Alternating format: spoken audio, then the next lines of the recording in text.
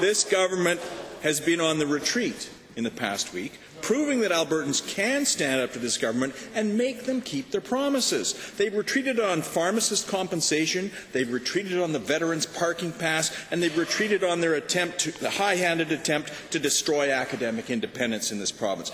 But this government also made an absolutely disastrous $147 million cut to our post-secondary institutions, Mr. Speaker.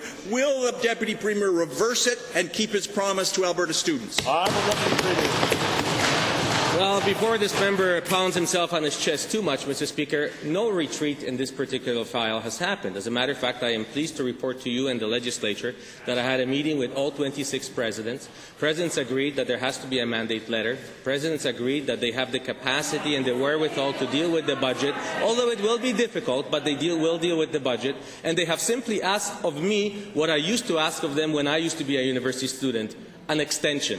They need an extension to deal with the mandate letter a little longer. They have received it. They will respond by September 1st. Honourable Leader.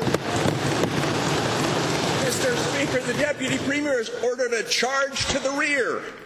Today, Albertans affected by cuts to persons with disabilities gather to express concern about a $42 million cut to programs that allow persons with disabilities to live full lives. Mr. Speaker, the past few weeks are proof that Albertans who stand up can force this callous PC government to back down and keep its promises. So my question is to the Deputy Minister, will he do his job, stop breaking promises, and restore the funding that allows vulnerable Albertans to live with dignity? Mr. Speaker, the honourable member obviously didn't read the whole budget. We got actually an increase in the disability services budget, and we're quite confident that we have the budget in place to do the job that we need to do, Mr. Speaker. There have been within that budget some reallocations. We're working with service providers on that now, Mr. Speaker. Mr. Speaker, this is the same old practice of just moving money around within the department, but those cuts exist. And this PC broken promises budget contains $180 million cuts to the seniors' drug benefit plan, meaning that thousands of seniors will be cut off their drug coverage. The province's seniors didn't know that they'd be paying out of pocket for this government's broken promises. Will the Deputy Premier back down, as he does on so many other things, and keep the PC promise to Alberta's vulnerable seniors?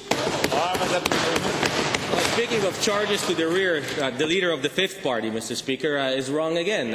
As a matter of fact, Mr. Speaker, you can't win with these guys either way, because if you don't listen, you're arrogant. If you listen, you retreat. You can't get right. But, Mr. Speaker, I'll tell you one thing. We will continue listening to Albertans, and we listened to Albertans during the last campaign, and that is why you have in this House what you have, and look at the numbers. And we will continue listening to Albertans because that's how we arrive at the right decisions.